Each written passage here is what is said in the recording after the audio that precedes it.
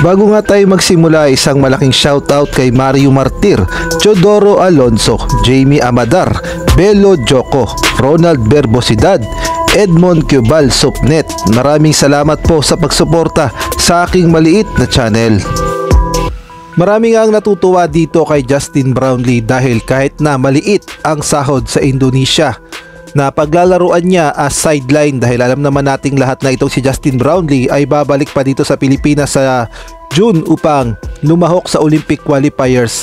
At proud na proud nga ang mga Pilipino at gayon na rin ang mga Gilas fans at Barangay Ginebra fans dahil ginagawa lahat ni Justin Brownlee ang kanyang makakaya upang tulungan ng Pilipinas na makapasok sa Olympics sa Paris.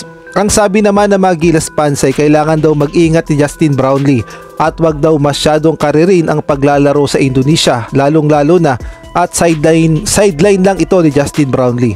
Mahirap na raw kasi kapag na-injury pa si Justin Brownlee sa Indonesia tapos maliit lang ang kanyang sahod.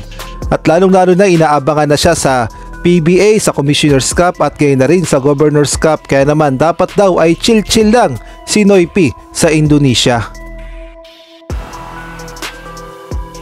Samantalang sa naging pag-uusap naman ni Homer Sison at Snow Badwa, dito nga ay tinalakay nila ang posibleng mga players na matrade sa Barangay Ginebra.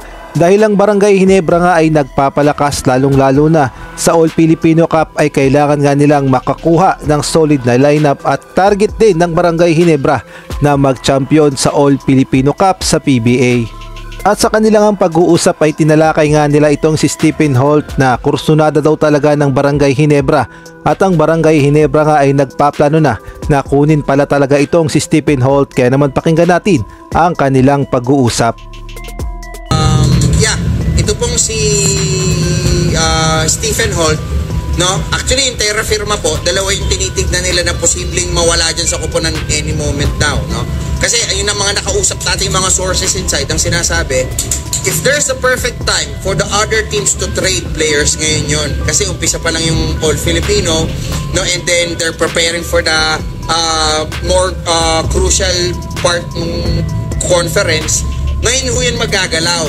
Kasi pagka nag-swapping ho sila ng players ngayon, magkakaroon ng time to gel yung mga players na kukunin nila in time for the playoffs. Okay? So ang sinasabi nila, si Stephen Holt, yung nasa lista, at ito pong si Wami Chongson from the side of Terra Firma. Okay? Pero ako, sinasabi ko sa inyo, baka mas mauna pa ho itong si Wami Chongson kasi the mere fact na tahimik, no, at may kailangan yung San Miguel for a point guard, no, siguro yan yung unang gagalaw. Diba? So, Stephen Holt kasi parang nadidinig ko Ginebra yan pero syempre hindi ko natin maitatanggi na baka ito pong Magnolia, no, bigla hong i-rebuild yung kanila pong roster kasi nga po, diba, laging bridesmaid recently diba? So, ilang taon na rin ho? 6 na taon na ho silang hindi nagcha-champion. So, siguro baka sila naman ho yung ilalagay sa roleta ng San Miguel para palakasin. Kasi syempre, yung San Miguel gusto nila, umiikot-ikot yung championship, although may mga nagsasabi sa atin, ang primordial target talaga ngayon is for Ginebra to win a Grand Slam, no? For Tim Cone and for Al Francis being the governor of that team, no? Pero syempre, palalakasin na rin ho dyan yung Pure Foods, di ba, yung Magnolia. Okay, so yan ho yung dalawa sa aabangan ninyo. At sa kanilang pag-uusap ay natalakay din itong si Chris Newsome na talaga namang kursunada pala ni Coach Tim Cone, kaya naman paborito sa Gilas Pilipinas. At kahit nga daw itong si Chris Newsome ay nagbabalak ding lumipat sa Barangay Ginebra, kaya naman pakinggan natin ang kanilang buong detalye patungkol nga dito kay Chris Newsome. Ganda itanong ngayon sa Meralco, is Chris Newsome happy? Still happy with you? Especially that, you know, iba yung binibigay sa kanya na pagmamahal, tiwala ni Coach Tim Cone sa Gilas. Nakikita niya yan, di ba? Nakikita niya yan. Yes. At pangalawa, no, inaalok nila yan, no? Alam ko sa Blackwater, sa NLEX, no? Hindi ko na alam ko sa Converge, no?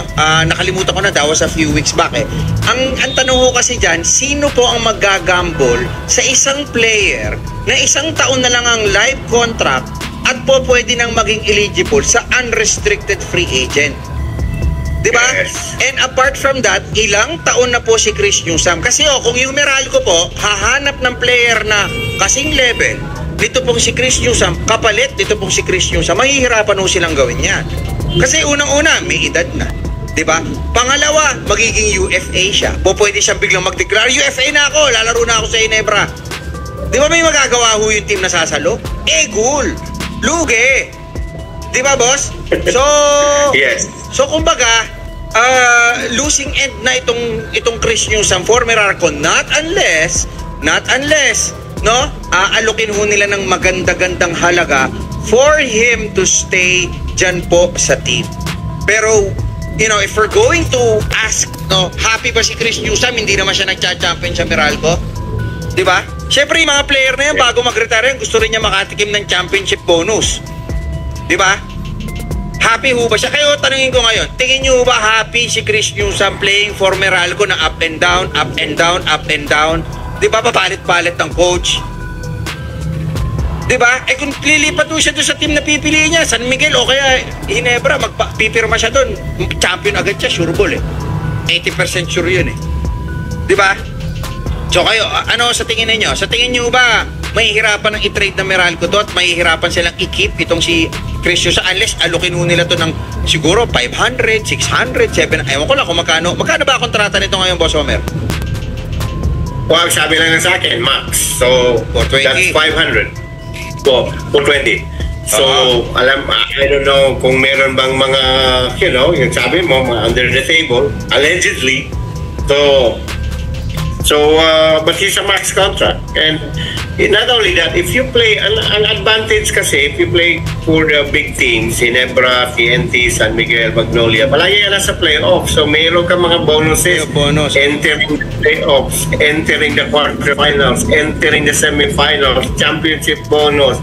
So, yun, sa Meralco, wala. Once in a while, they make the, you know, under Coach Norman Black, magaling pinakita nila. Even under Coach Trillo last year when he took over briefly when Coach Norman Black had to go home to the US and take care of some personal business at saka sa PBA Tour, maganda, 8-3 sila tapos sa regular season and then but now yung bago na, yung active consultant na si Nenad Bosilits 1-3 na eh. You have to wonder whether are the players listening to him, di ba? Alam mo naman, yung mga foreign coaches, magagaling yon. Especially Nenad Bosilits, gandang credentials, no?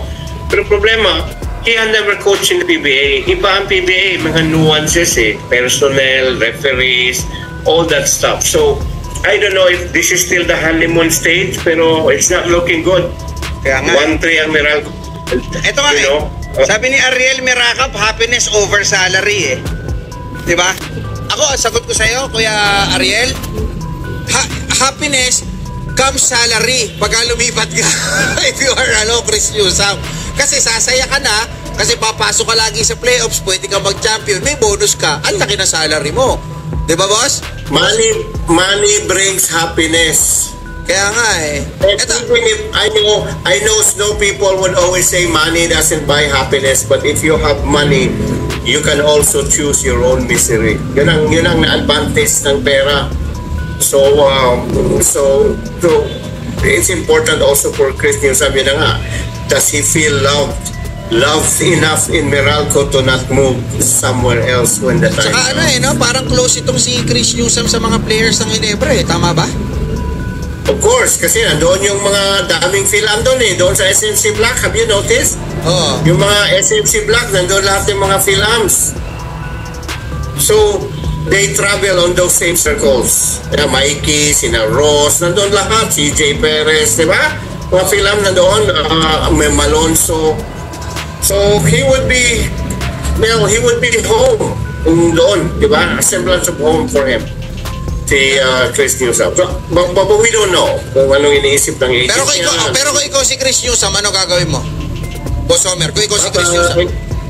Bye-bye. Lilipat ka na. UFA ka na. Lipat na ako. Kasi you have given what? Ilang taon na nabigay ni Newsome sa Meralco? 2014. 6-7 years? 2014. Yeah.